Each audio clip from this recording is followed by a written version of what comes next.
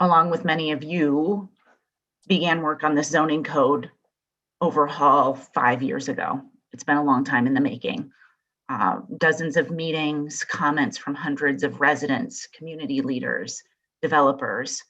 The zoning code was drafted with all of this background in mind, and leadership from the community navigated through these updates as it neared its approval.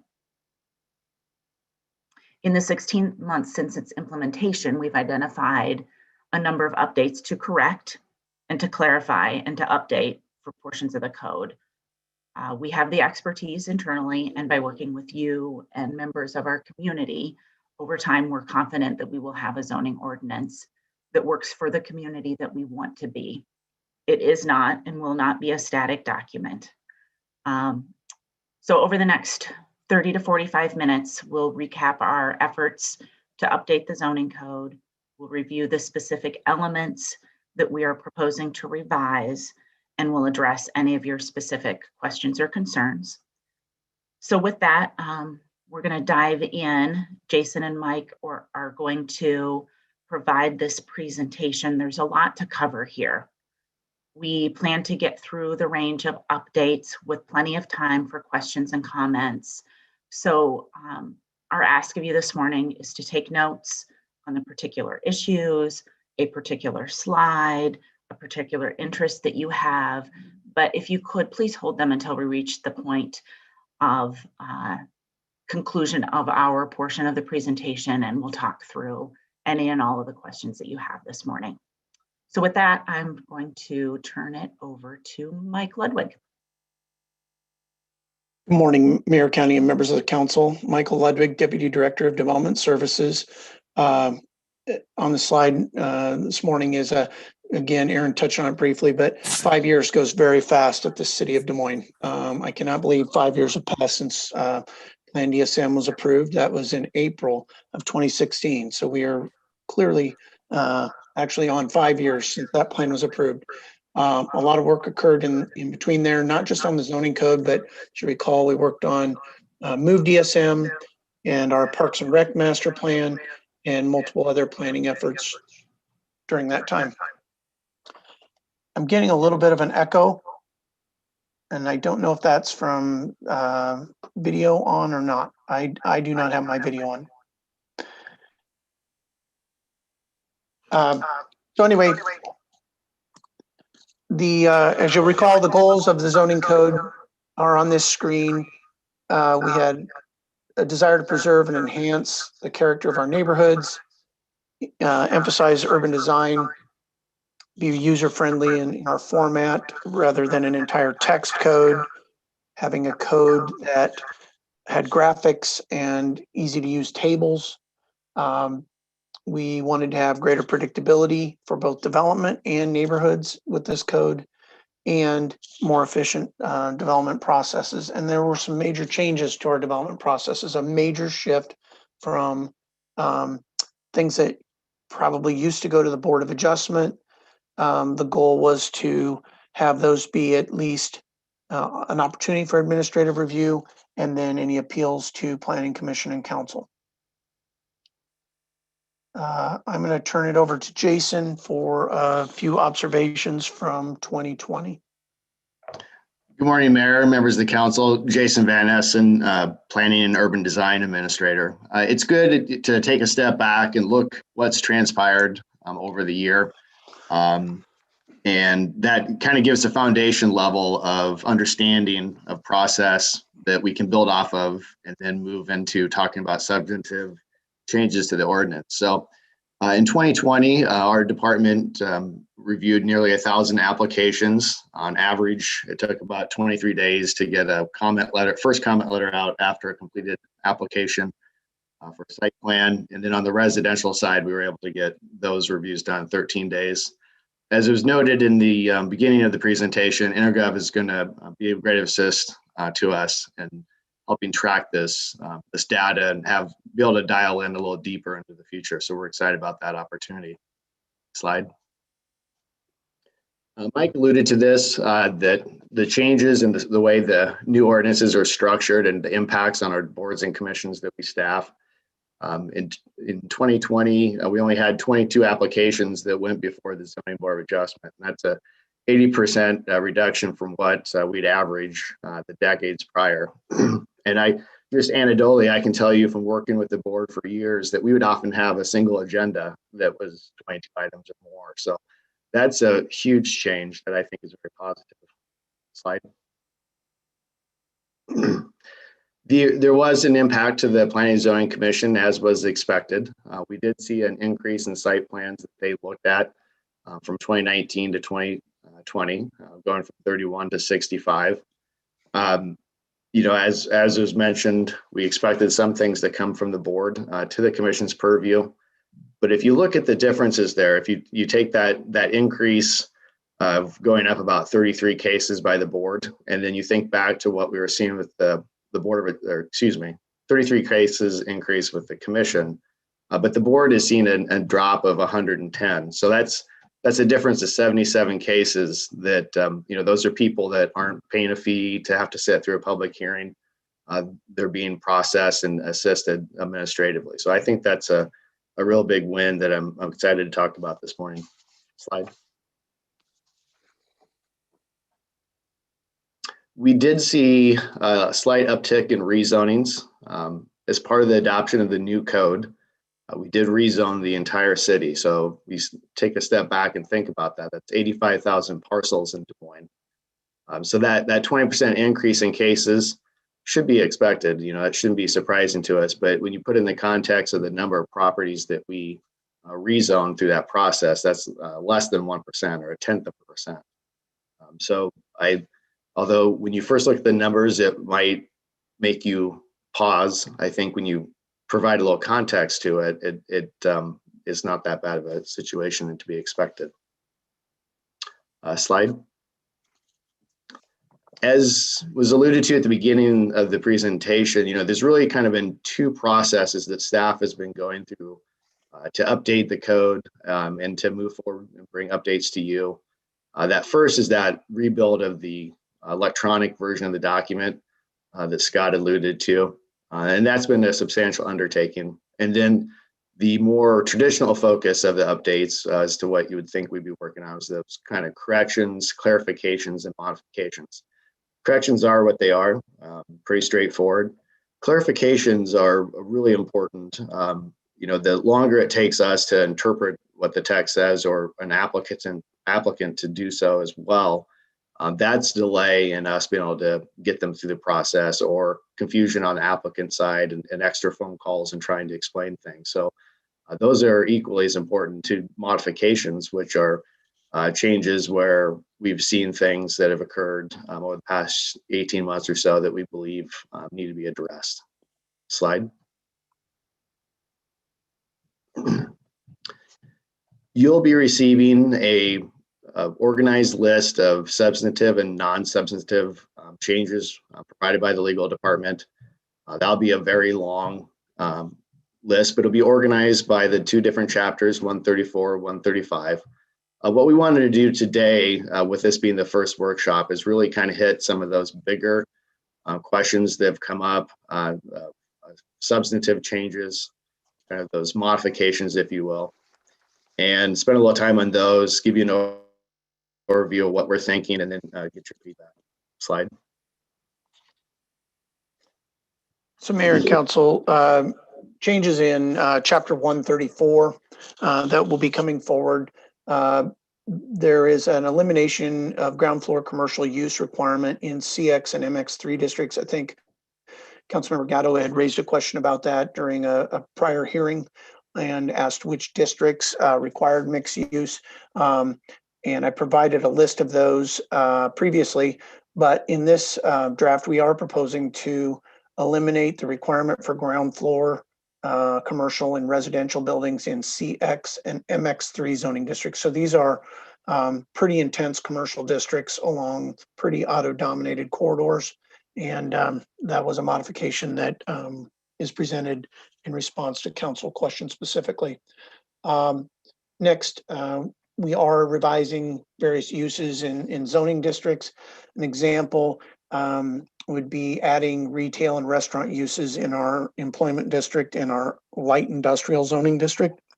You may recall up on Councilmember Westergaard, I think may be familiar with this, up on Euclid Avenue, there was a previous fast food restaurant that had been vacant. It had always been zoned industrial, but on this property, and it was industrial under the new code, but the new code did not allow restaurant uses going forward. So this would eliminate those concerns going forward. We are reformatting the beer, wine, and liquor use tables in the code to make them more user-friendly, and also to add an option for sales in EX, again, employment and light industrial zoning districts that are accessory to principal uses. And there's just a growing mix of uses occurring.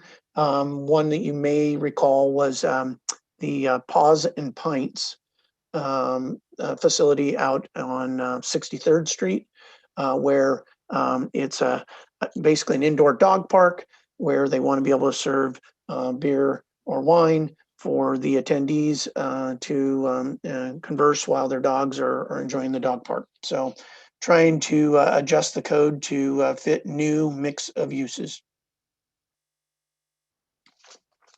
We are eliminating or revising the short-term commercial rental use regulations to match the state code.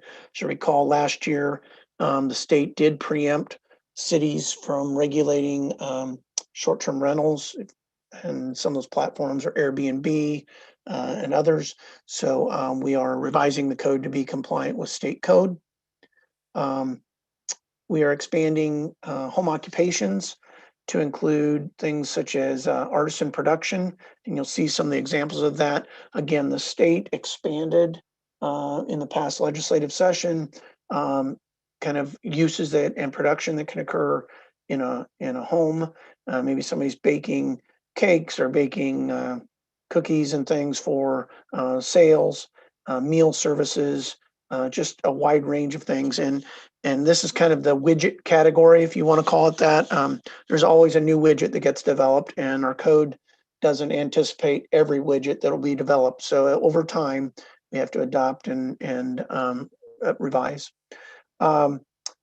We've had several requests for scoreboards on school and athletic facilities in the community. And the question has always been whether those are a sign or whether they're just providing information for the participants and the attendees at those events. And so this would classify a scoreboard as an accessory use rather than a sign in the code. And we think that that will result in a reduction and need to go to the Zoning Board of Adjustment as well. Sign specific regulations in the code that we are proposing. We are proposing that all, I guess, relief to the sign code, except for prohibited signs and sign characteristics, electronic signs, and general advertising signs or billboards.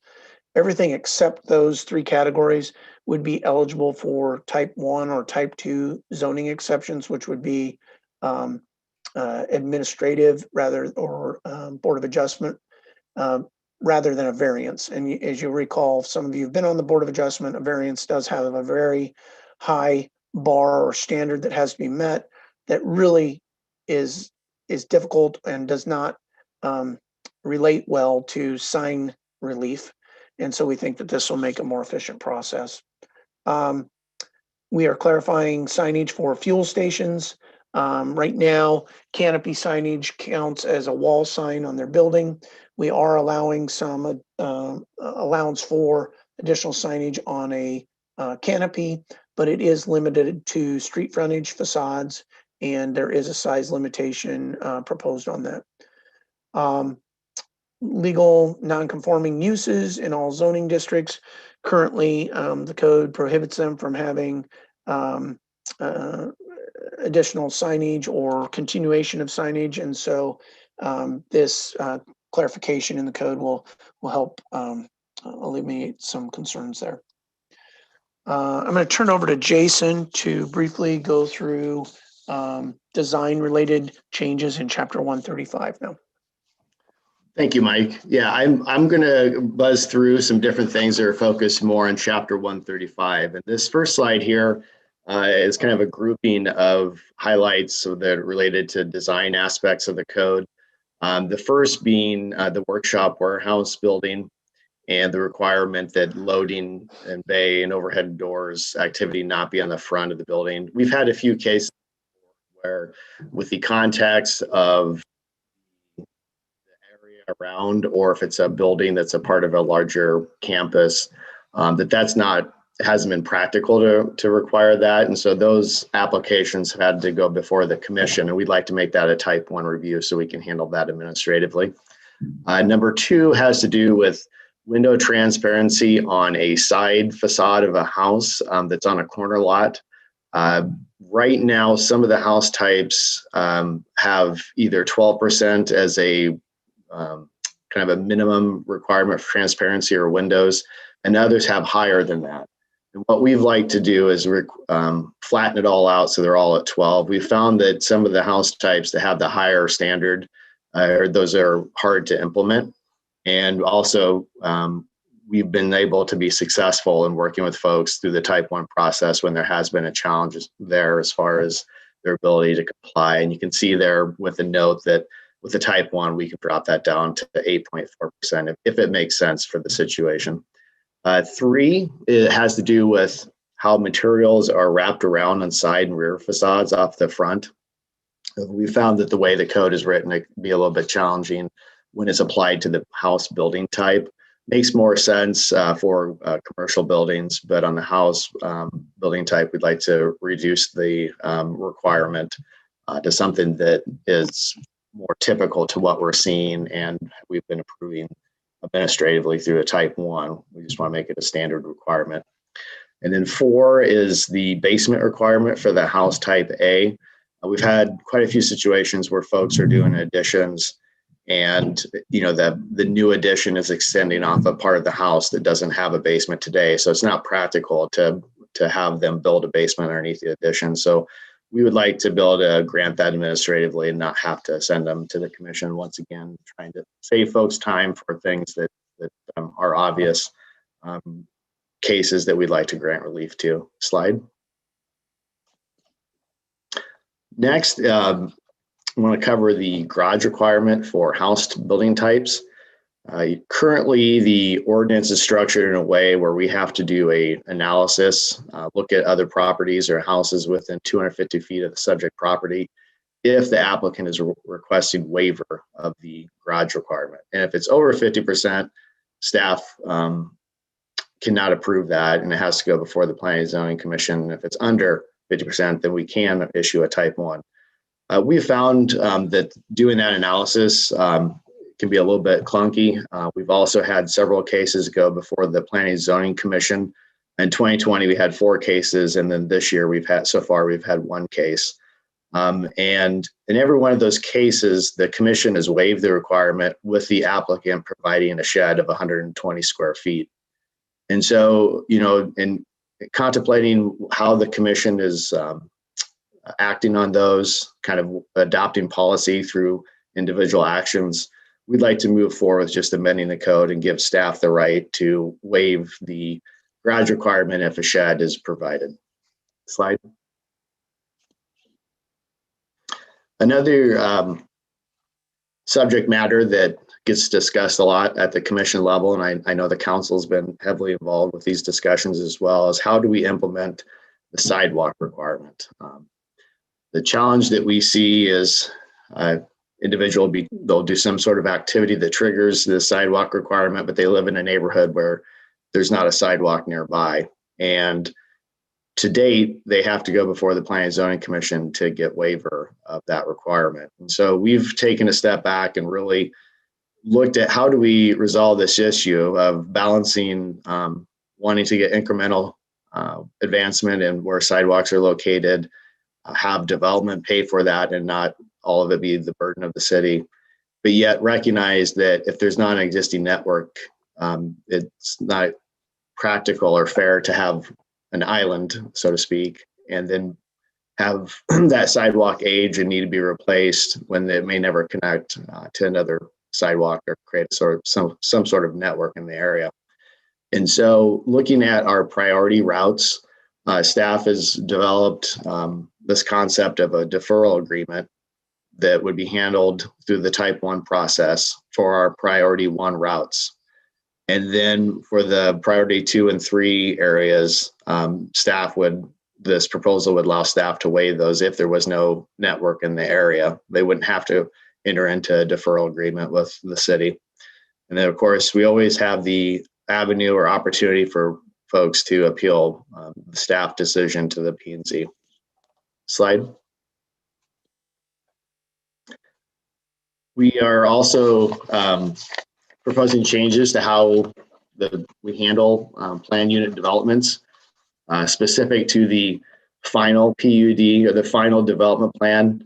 And that's just kind of fancy talk for site plan and building elevation. So you have your PUD comes through rezoning process. You have your PUD conceptual plan, which sets your zoning.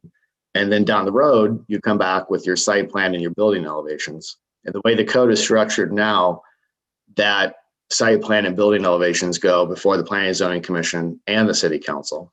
In 2020, we had 13 of those cases go through our processes. So that's 13 hearings before the P&Z, 13 hearings before the City Council. We're recommending that go back to an administrative process. Under the old code, it was largely an administrative process. There are a few PUDs on the books that have specific language that required council review or the commission's review of the site plan, but the vast majority were handled administratively. And looking at the number of cases that we've had over the last year and a half, and how there's been little to no controversy with those key cases, we think it's an efficiency for development, get folks through the process faster. It's also a time savings for staff. Bullet points 2 and 3. Oh, can we go back? Thank you. The 2 and 3, just quickly, those are addressing how you use it if a PUD is silent on signage or other design standards. We have traditionally relied on the current standards, and this goes back well before the current ordinance was adopted. So we want to just provide some clarity, and that's what 2 and 3 are doing. That if the PUD is silent on a particular standard, we use whatever the current standards are. Slide. This slide is really, the first one here is just addressing how to handle bus shelters, benches, some accessory structures that weren't accounted for in the code currently. So it's kind of a little bit of a cleanup. And then the 2 is we'd like to switch pre-application meetings moving forward to a virtual format. Sometimes positive things come out of unpleasant situations, and COVID is there's some valuable lessons, and we've had quite a few folks give us positive feedback on the fact that we do pre-apps electronically now. They don't have to drive to the Armory, don't have to plug a meter. If they're from out of town, they don't have to drive into town. It's also savings for staff as far as time efficiencies. So the changes include reordering how we do pre-apps, that they're going to be in electronic format unless, of course, an individual would like to meet in person. We'll accommodate that, but we'd like to use that efficiency moving forward. Slide. So Mayor and Council, Michael Ludwig again. On the screen is just a list of upcoming dates associated with these changes. We would like to have a work session with the Planning Commission on May 20th. This would follow kind of the same format that we did for original adoption of the code, where they had a work session and then came back 2 weeks later for their hearing. Several of these issues, as we outlined, are issues that have been in front of the commission multiple times. And I think it would be beneficial to have that work session with them to communicate how these changes are either reducing items that would be necessary to come to the commission, or B, whether these are just clarifications to issues that they've raised concerns with. So May 20th, we're intending to have a work session. June 3rd would be their hearing. We would ask council to set the hearing date of hearing on June 14th for June 28th, where you'd hold your hearing and first reading. And then unless readings are waived, this would carry into August. I think all of these changes ultimately that we've outlined and the others on the list are all things that are making the code better, things that we promised we would look at and work on to make the code better. And so we're certainly open to council's input and questions on issues, but from a staff perspective, these are a lot of cleanup items on the code. And we feel that the real benefit is getting a draft or a document that's on the website that has interactive links where people can, where we call out another section and as a reference that they can click on that and be taken directly to that reference section. And we think that those are improvements and are needed. And we would certainly request and support waiver of readings by the council to try and implement these changes as quickly as possible. So as far as next steps after these revisions, we do know that in this there's a desire to look at rezoning of some targeted industrial zoned areas back to residential. We also need to finalize our tax abatement amendments and the zoning amendments that are necessary to support that. So we are proposing that those would occur still this summer and into the fall to address those issues. But there is a full plate of items that need to get done before the end of this year. And I just want to, express that staff is committed to making those changes and those improvements. And we are very thankful for the additional staffing that's been provided as part of the reorganization. We do believe we're going to make substantial improvements in our review timelines. And I think all these things just work together and ultimately can be successful. So with that, we'd like to turn it over to the council and see if you have any questions or comments about the proposed changes. All right, Joe, I see your hand up. Mayor, thank you. Mike, and to your staff and Aaron, thanks for bringing this stuff to us. Really appreciate it. I understand you guys are listening. A couple things Jason kind of skimmed over. One was the PUD. Can we go back to that and get a little bit better clarification? Then I have just one other question. I've put that slide back up now, Joe. So when we initially passed the new zoning code, we said that, or at least my understanding, I think some of the developers understanding that PUDs were exempt and they were going to fulfill what was in there originally. So what I'm hearing you say is they've got to go back and meet some of the design requirements for the new code. Is that correct? No, Joe, what this is doing is, so the existing PUDs still govern. Okay. Okay. Still govern. If they propose a substantial change, such as like Wesley Acres was a substantial change, they would still have to come before the Plan and Zoning Commission and the council to amend that PUD. But there are oftentimes insubstantial amendments that are proposed to PUDs. In residential PUDs, for example, some of the older residential PUDs did not have anything written into them about fencing allowances.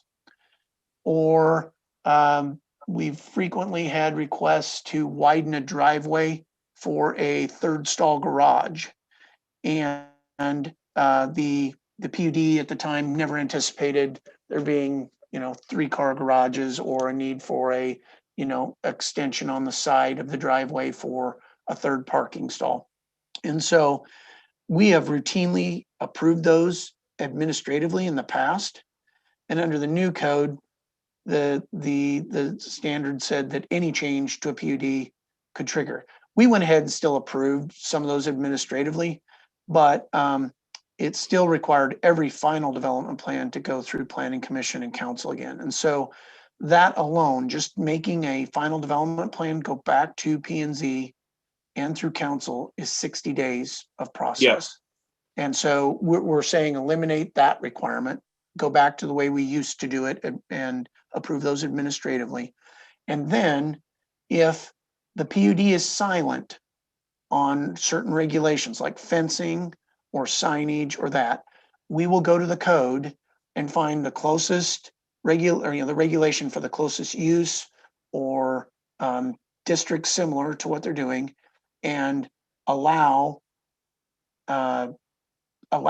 amendments, minor amendments to the code based on what or to the PUD based on what the code says. So if the PUD was silent on fencing and it's a residential PUD, we would go to the new code and read what is allowed for residential houses for fencing, and they could put up a new fence, and we would do that administratively. Okay, perfect. Yep. Perfect. That absolutely answered. So can we talk a little bit about some of the design requirements? I know all of us have probably heard from architects and others that saying we're being too restrictive on some of the design requirements, that, you know, we're not buying the property. We have people that are buying the property and they're not, maybe have the same taste as some of our design requirements. How are we going to address some of the restricted design requirements that we're asking some of the developers and builders to do? I didn't hear that addressed in this, and just kind of wondering where we're going to go with that and when. Sure. I think the specific input that has maybe been received by some of the development community, we would anticipate those were some of the revisions that we were hoping would roll out in summer and fall after we have additional meetings with them.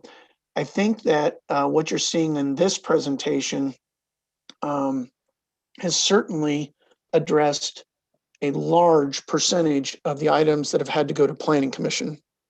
While there may be some concerns about design requirements in the code, a majority of those we've been able to address administratively. The ones that we have not been able to address administratively have been the issues like sidewalks, garages, and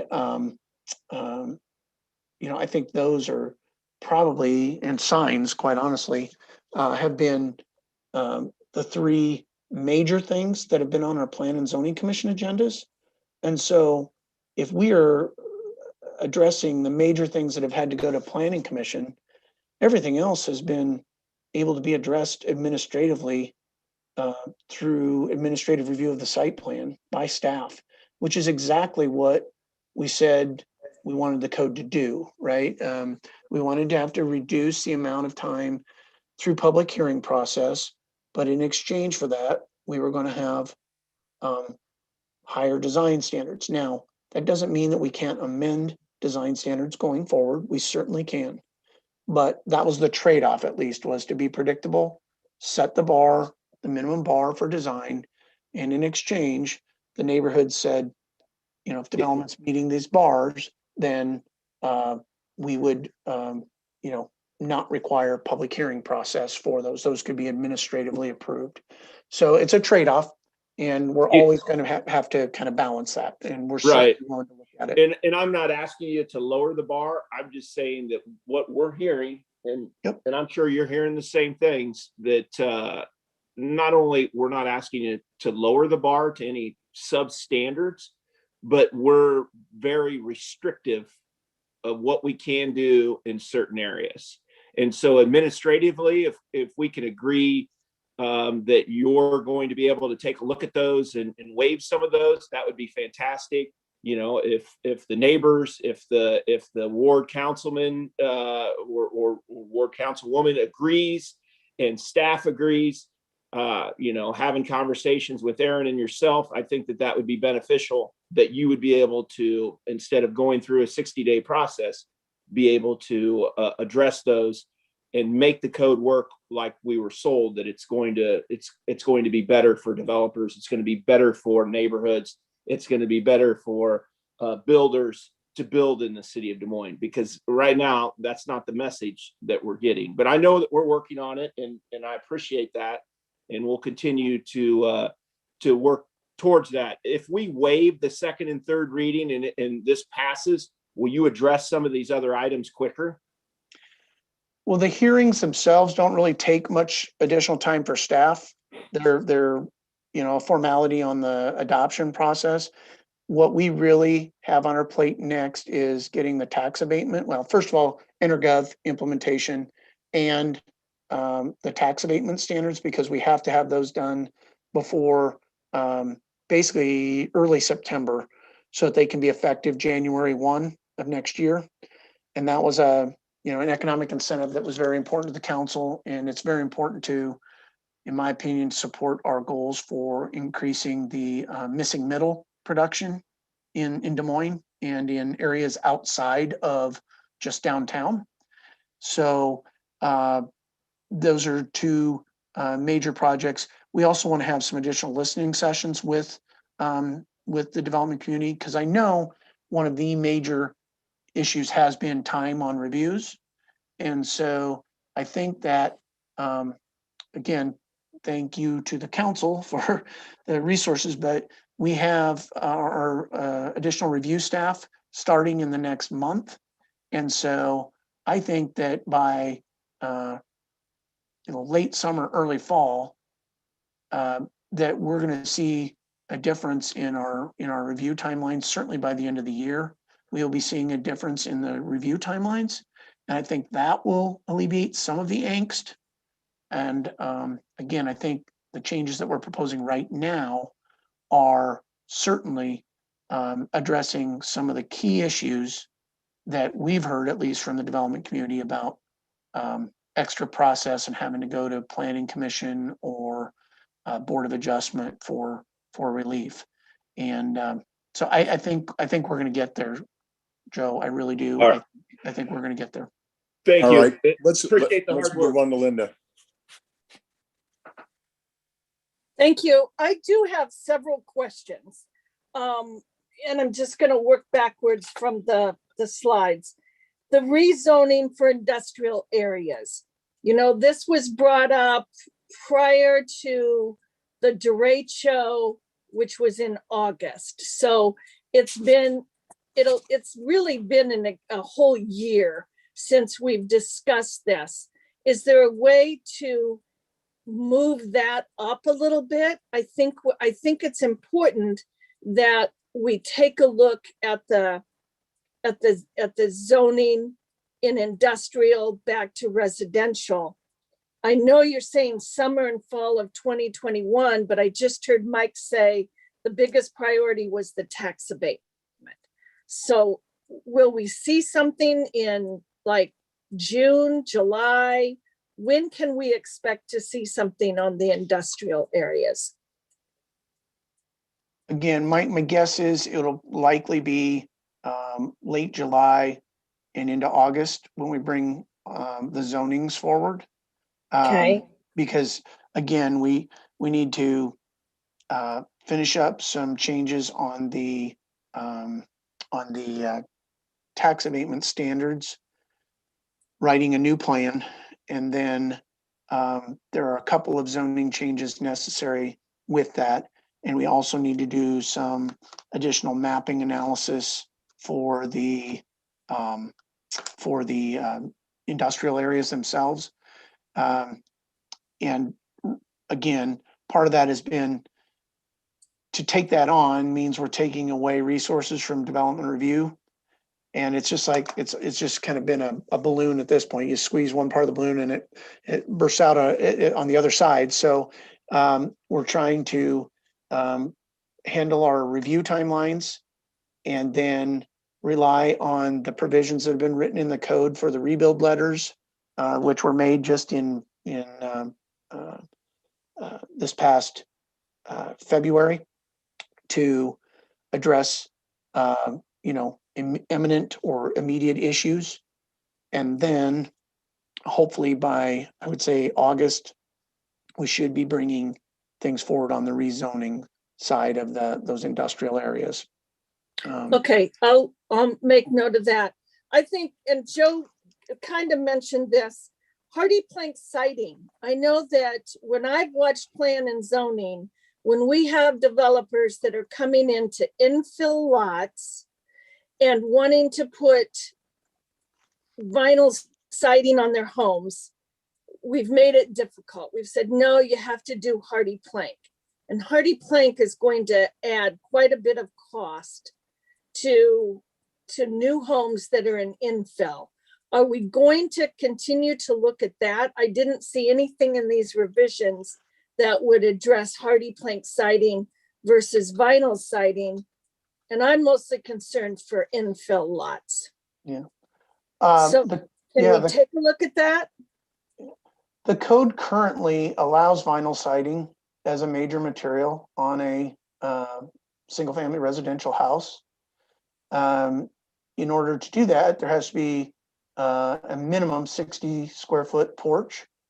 So it's a covered porch on the front of the house, which is fairly standard with what we were requiring in planned unit developments for nearly 20 years. So our current code actually reflects basically what we were requiring in planned unit developments for almost 20 years. So it has that flexibility currently for vinyl siding. And we did, that was a major topic of discussion when we brought the new code forward about the materials and the siding. And so we've had a lot of homes that have utilized that porch, the ability to provide a front porch and put the vinyl siding on the home. So I haven't specifically heard a concern that that they can't do vinyl siding because our code clearly allows it. And maybe it was because you wanted the additional facade, some brick. I know that I listened to plan and zoning, and I know Madden had a couple of houses on the south side, and the city was wanting to do hardy plank rather than vinyl.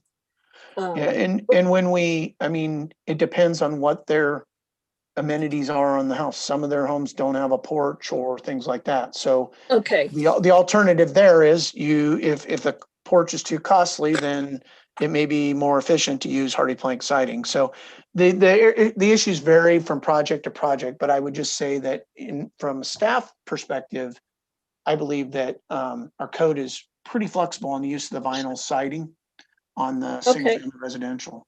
Okay. We can certainly look at it. Mm-hmm. If I could, this is Jason. I just wanted to piggyback. We've had several Madden projects come through, and I believe all of them have been approved with vinyl siding. So I think we've been able to work with on that. Thank you. Been approved through plan and zoning or approved administratively?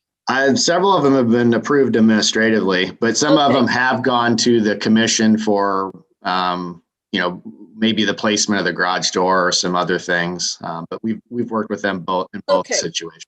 Okay, good. And then I didn't understand one of the slides allows signage for non-conforming uses in all zoning districts. What? I don't understand that. Allow signage for non-conforming uses. Can you give me an example? Yeah, so we have some zoning districts that, as you'll recall in our zoning map, flood district, we added a new flood district to our zoning map, and that comprises both of floodplain and floodway or flood hazard areas. And so the determination whether it's in a floodplain or floodway is regulated by our engineering department and the floodplain management.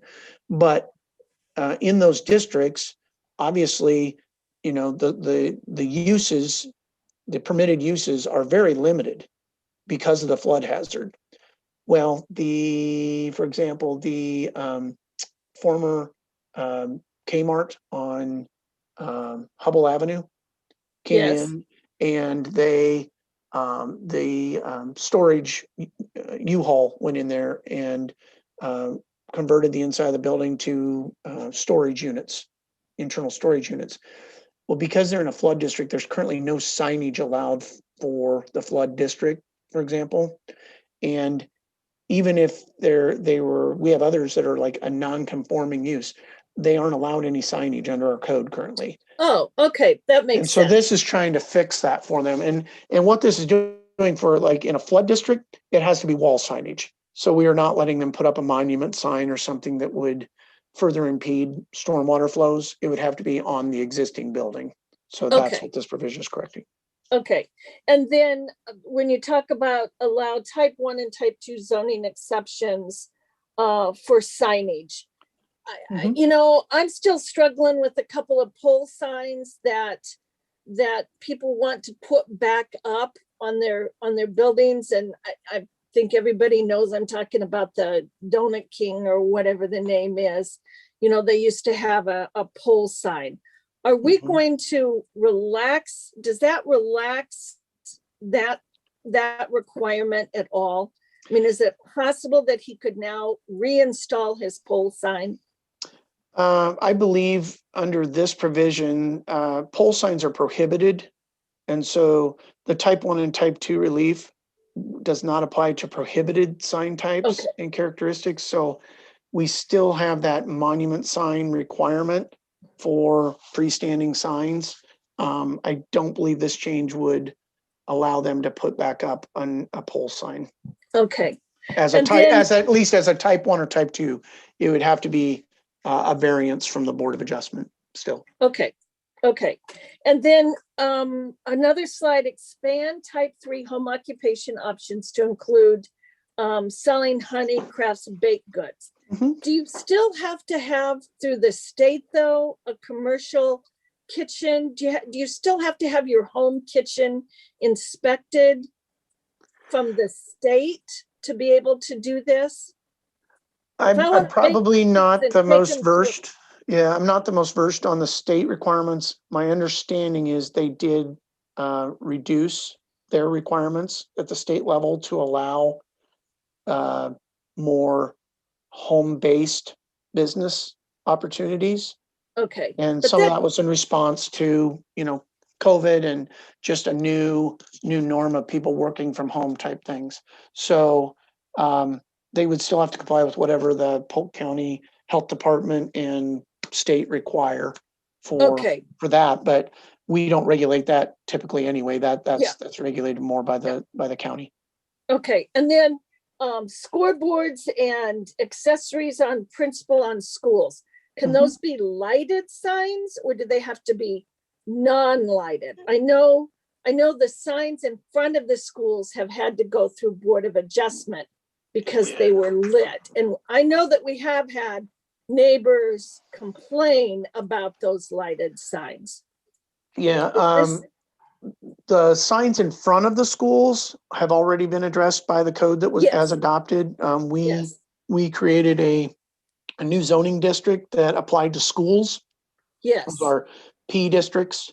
And it gave signage allowances for those schools separate from what they would have gotten in residential. So those signs out in front of the schools aren't really going to the Board of Adjustment anymore. We Okay, good. follow that. These are more like on the athletic fields, the scoreboards Oh, okay. themselves. Just the scoreboards. Okay, Yeah, I got and it. some of them have like video on them as well to show replays, Okay, things like that in games. And so the question was, well, is that a sign, and therefore is it a electronic sign like a billboard? And it's like, well, it's not intended for advertisement to the general motorist passing by. right. It's intended for the people in the stadium watching what's Okay. going on in the game. And so we were just trying to distinguish scoreboard from a sign. Okay, that makes Provision. sense. Okay. And then when you have I'm just about done. When you have observations from 2020 and you say 20% increase in zoning reviews by Plan and Zoning Commission from 39 cases to 53 cases.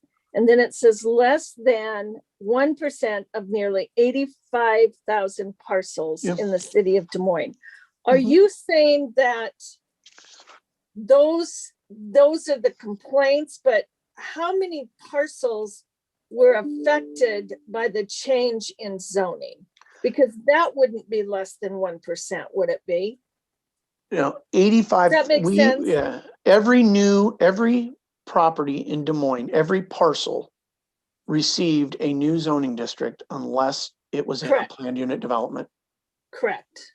Okay, so we rezoned 85,000 parcels in the city of Des Moines as part of our new zoning map, the first comprehensive new zoning map since 1965, just like the code. So we had all new zoning districts in the new code. And so anything that was not in a PUD got a new zoning designation.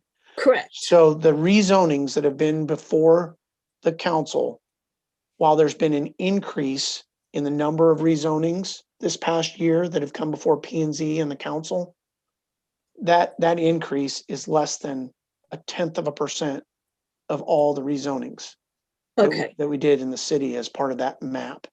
So Because- we knew there were going to be new legal nonconformities created when we did that map. There's no way to get around that. And Okay. so we obviously had a vision that was set by Plan DSM as to what those districts match with the land use designations, and we're required by state code to have our zoning map match the land use plan.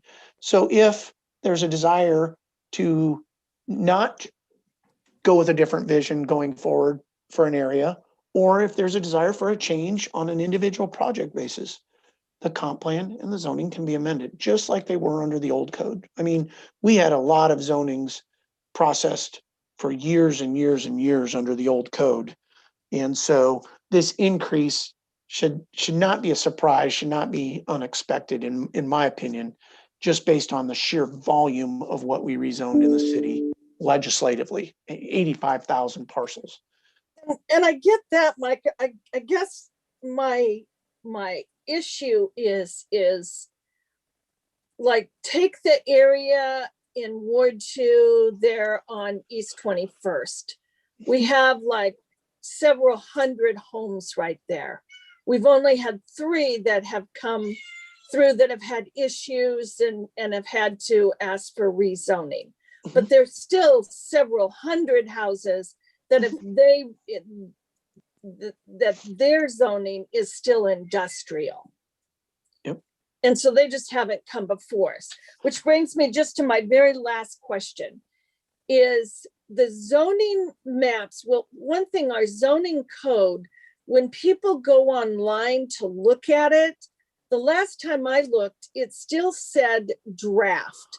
And it was like copies that had been ran through a scanner, and the Yep. pages are crooked, and Yep. it still says draft, and nobody can really figure out. I mean, I get calls. Is this real? Is it a draft? What is it?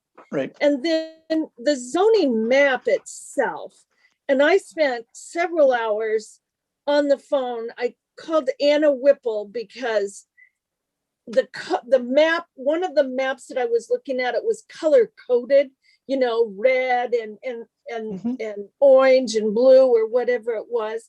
But then there was no table to identify what that was. And I called Anna and she said, yep, that's right. And she said, I'm surprised. And I said, could somebody check into it? Can we get it online so people can look at their zoning? And I don't think anything has ever happened. Are we working on making it better for our residents to view these things online? Yeah, so 2 parts of that. The code itself, as we outlined, we had to rebuild the code document in a new file. And so some of the insubstantial changes are things you mentioned, eliminating the draft stamp on the document, making sure it's not a scanned copy of a PDF, that it'll be an electronic conversion of the original document to PDF that will have links. So when you're reviewing a section in the code and it says, you know, it has to be in accordance with this section in a totally different part of the code, those will have live links that you can click on and it'll take you to that section of the code. so that those don't function right now in the current document. And you are absolutely correct. There are pages that have blurred because they were copied and scanned. And there are draft stamps still on the document. There are hand numbered pages in the document because when we adopted the code between when we adopted the first version of the code in October and when the major amendments were approved in December was when the file basically crashed. And so we had to basically produce the code any way we possibly could to meet the December deadline of the effective date. And so it is what it is. But that has been the major part of the last year, has been rebuilding that electronic document of the code. So it will certainly be better. As far as the zoning map goes, we can certainly Mike. add, yes. Just a minute. This is Erin. Can you go back to that schedule timeline at Yeah. the very end, the next steps one? Mhm. Just a second here. I want to point out one thing that I think could help clarify your question, Councilperson Westergaard. So you see the August 19th date, interactive code available on website. We need to get through the council's consideration and approval of the items proposed. At that point, we will be able to make that drastic leap from what you see online right now and what will become an interactive zoning code. And that's great, Erin, but we put this zoning code in force 2 years ago. And for 2 years, it has been basically unusable for people who want to go look at their zoning. So that's great that August is going to take these new changes and then we'll change everything, but it doesn't work now and it hasn't worked for 2 years. I understand and I hear your frustration. I think we are all extremely frustrated by this circumstance. We were handed a corrupt file that has literally taken months to recreate and be prepared to go to an interactive version. Scott mentioned that at the beginning, and I think Jason or Mike reinforced that during the presentation. It Yes. was far from an ideal situation, but this is the hand we were dealt, and this is the these are the circumstances that we have been working very hard behind the scenes to remedy. And it is at the point now where within about 10 working days of approvals, we can post the interactive version online. But I do hear your frustration. We share it with you. Yeah, no, and I'm not frustrated about it. I'm just saying it's 2 years. Maybe if somebody had said to council, hey, we have a corrupt file, things didn't work out like they were supposed to. So when the residents in your ward call you, just let them know that we're working on it and it's a corrupt file. I didn't have that information. I just had to say to the people that were calling, yeah, I don't get it. I don't know why you can't see it. Yeah. One thing I want to point out on the zoning map side, and I think that, it's one thing to look at the map and then try and interpret the map. What we've been directing people to for the best information is the Show Me My House app or function on the city's website, which you can type in your address and it brings up all of the information about your property, from zoning to what day your garbage gets picked up, to the phone numbers and email addresses of building permit inspectors on that page. Does that work for commercial properties too? Yes. Okay, You can type in that commercial, that you can type in the address and it'll bring up the Okay, information about that property, which includes the zoning. The other thing that took time after we adopted a new code was, I think a lot of people used to rely on the county assessor for zoning information. They always had a disclaimer on their website, but when you would look at your assessor record online, it would have zoning on that. It took them time to update their database to reflect the rezoning of 85,000 parcels in the city of Des Moines as well. But that has occurred as well. So to my knowledge, subject to their updates that they get and our file transfers back and forth, the county assessor website now has zoning information on it again that is matching our current code. And if you use that show me my house function, you can get your zoning that way as well. yeah, the county All right. assessor, it didn't change until March. All right. Thank you, Linda. Let's move on to Bill. Thank you, Mayor. And I'll say the 3 words everybody's looking forward to hear. I'll be brief. One of the things that I have, and this is relegated mostly down to Central Place, has been the sidewalks going to nowhere. Can you walk me through that? Are we now waiving the requirement that if you do anything to your existing property or a property that you purchase, are we waiving the requirement to put a sidewalk in?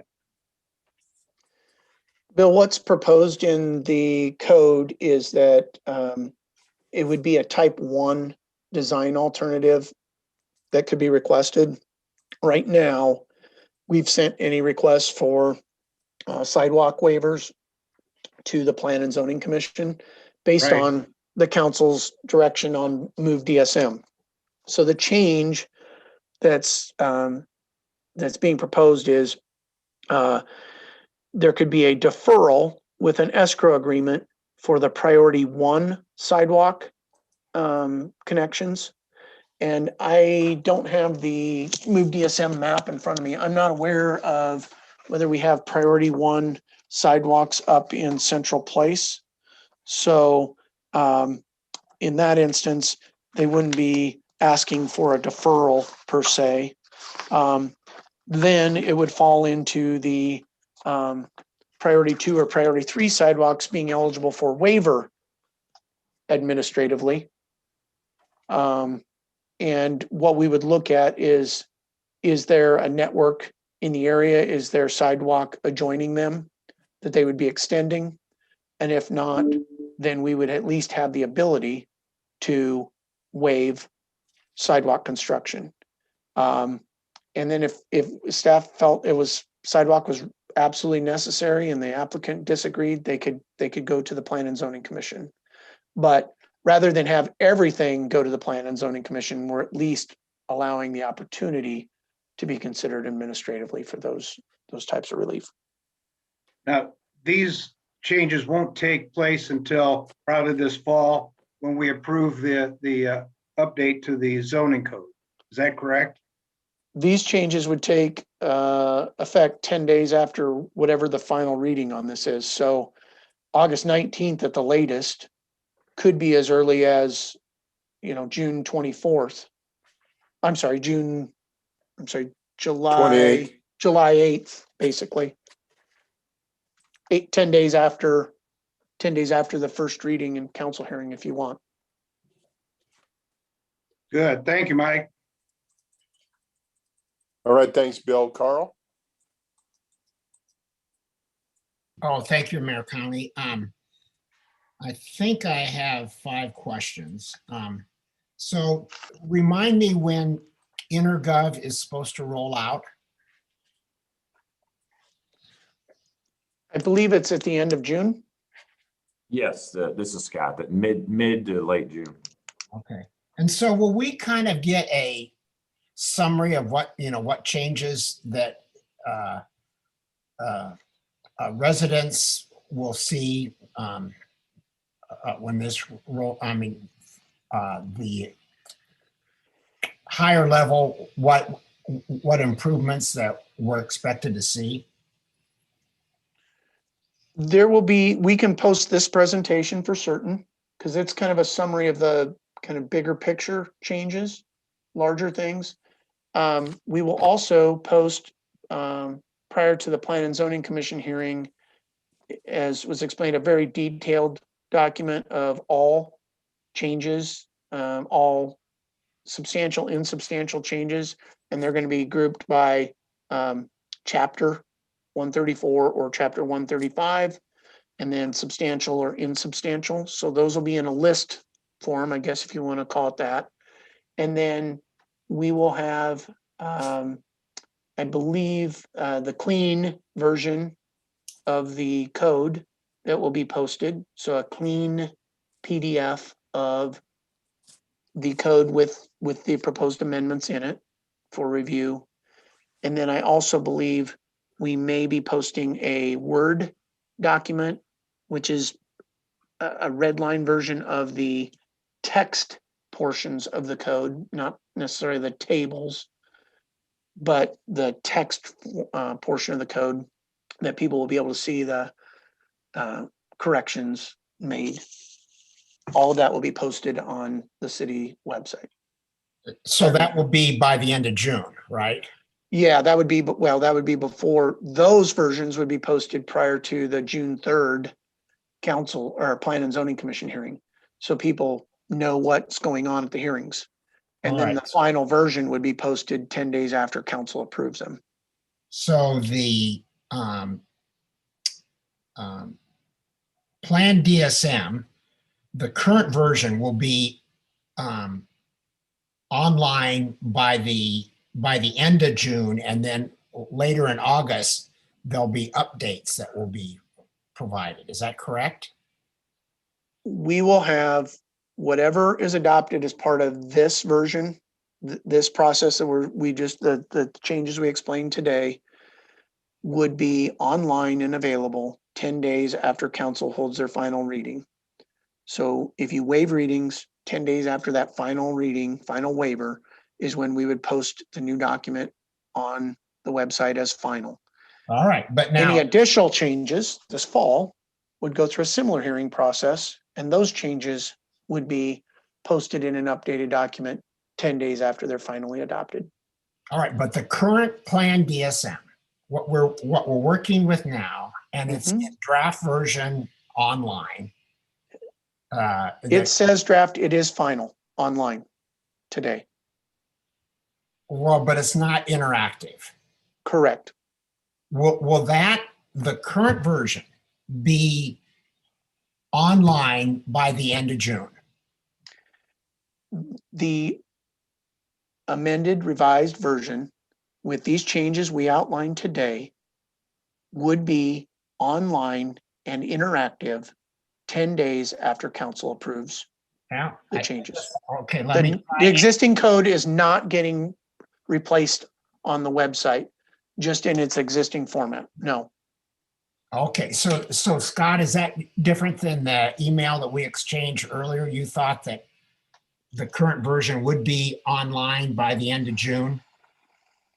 Actually, my hope was that there would be a desire to waive the second and third such that it could happen. What would end up being now the first few days in July. So we are 2 weeks beyond, which I think is the right answer, that the June 14th council meeting is the set hearing. There was some hope that we would actually be able to do that in May, but looking at the schedule and the work to be done, we needed to go to the June 14th. All right, so that's different than what we exchanged emails on a couple weeks, within the last couple weeks. It's about 2 weeks off, yes. Yeah, okay, so then are there other things, are there parts of InterGov outside of Plan DSM that our residents are going to see? Or is Yes. InterGov just about Plan DSM? Yeah, this is Scott. Thank you, Councilman, for that question. We will have a work session at the end of May to explain all the InterGov changes, and because it is much bigger than just the zoning code. Okay, There's workflow in 6 different departments, maybe 7. that it impacts positively. So. Okay, and so you're working on sort of a executive summary type of thing, like if we were going to be at a neighborhood meeting, we could say, hey, these are some Enhancements, yes. enhancements that I think you're going to appreciate, and here's just a quick summary of the changes.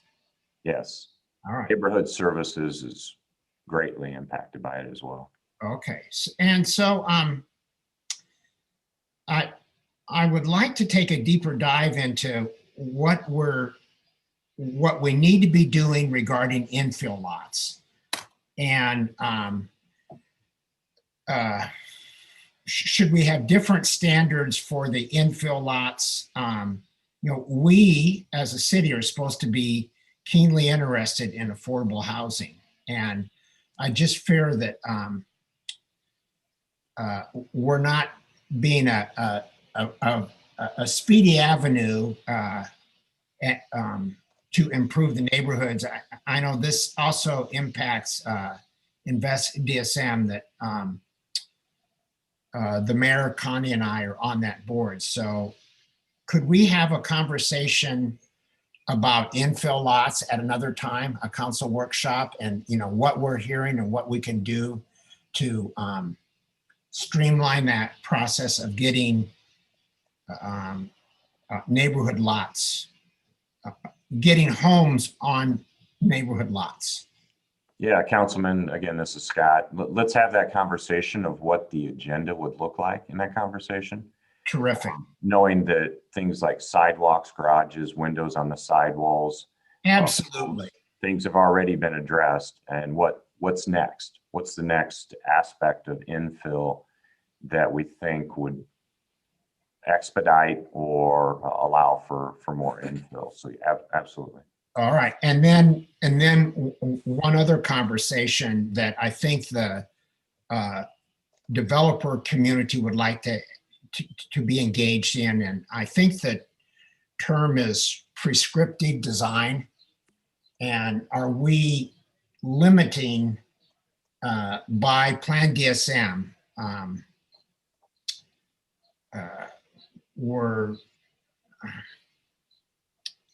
Architecture is in the eye of the beholder, and I just fear that we've got such a prescriptive design that we're going to inhibit the building of really remarkable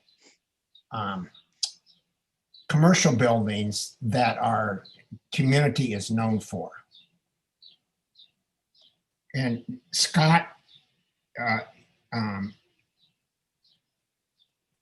Mayor County, Joe and I were involved in a meeting earlier. I think it would be good to go down that path also. Yes, and that is intended. In fact, Aaron has provided me some schedules to consider that I can get in front of you in the next few days, and we can move those agenda items. Okay, that would serve our city well. So thank you. That's the extent of my questions. Linda, do I see your hand still up? No, I probably just didn't lower it. I'll do that right now. All right, no problem. All right, does anybody else have anything? Scott, turn it back to you.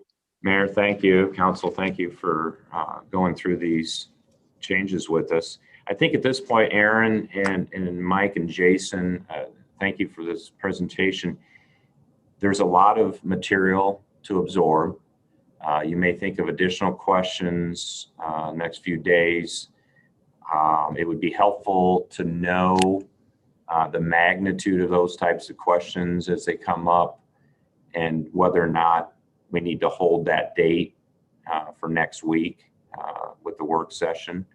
And so we'll need to make that decision here probably Thursday as to whether or not we still need to keep that, because it is the only topic that we have scheduled for the work session next Monday. So let us know if there's individual questions we can answer, and thank you. That's Any closing comments, Aaron or others?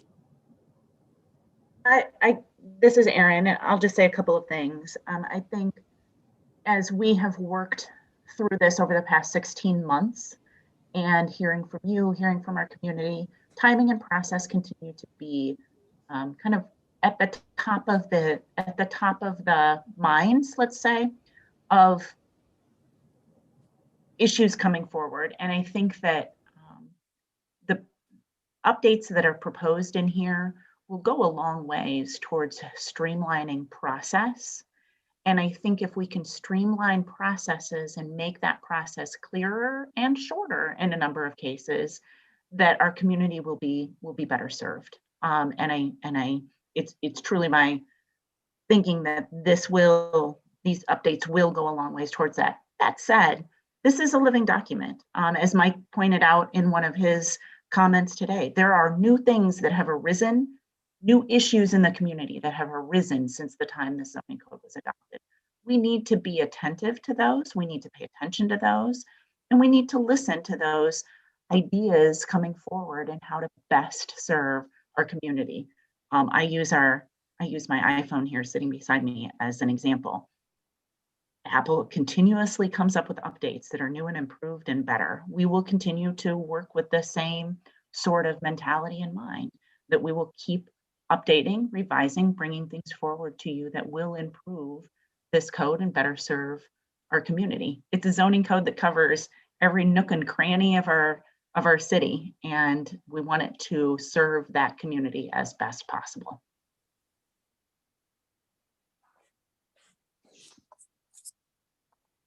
So we welcome additional questions, comments, and look forward to bringing these updates to you in final form.